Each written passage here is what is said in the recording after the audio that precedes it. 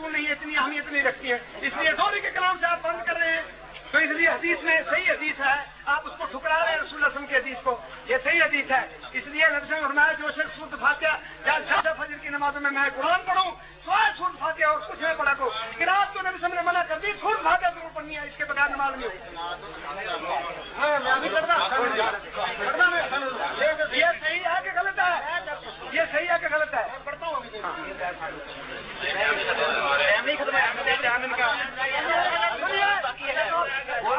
ایک اور حدیث ہے، رسول اللہ صلی اللہ علیہ وسلم نے فرمایا، یہ دیکھو نبی صلی اللہ علیہ وسلم نے فرمایا لا تفروا الا بفاتحة الكتاب فإنه لا صلاة لمن لم يقرأ بها.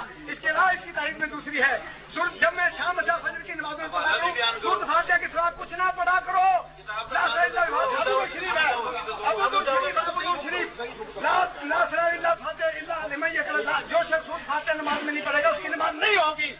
ہم بار بار فرماتے ہیں اس کی نماز خراب ہو، امام ہو، قاری ہو، کوئی شخص جو سورۃ فاتحہ نہیں پڑھے گا اس کی نماز نہیں ہوگی. اور آپ یہ فتویٰ دے رہے ہیں سب مفتیوں کو کہہ دیا تمہارا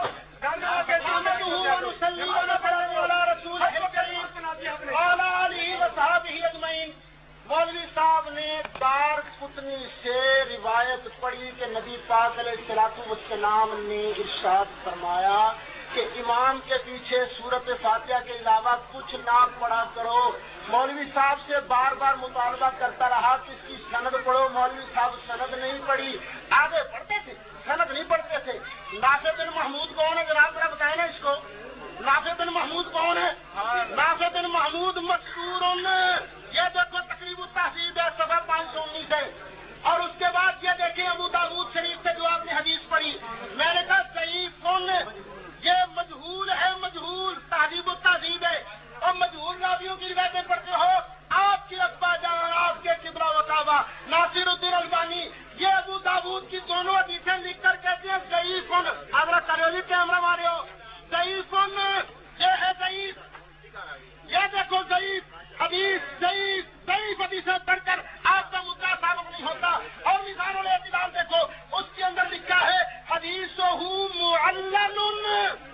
اس نافع بن محمود کی حدیث ضعیف ہے. اب سنیے یہ پڑھ رہا ہوں آپ کے شیخ الاسلام آپ کے ابن تیمیہ کا فتاویٰ کہتے ہیں والذین اوجبوا القراءة في الجهر احتجوا بالحدیث الذی فی السنن عن عبادة ان النبی صلی اللہ علیہ وسلم قال اذا كنتم برائی فلا تقرؤوا الا بفاتحة الكتاب فانه لا صلاة لمن لم يقرأ بها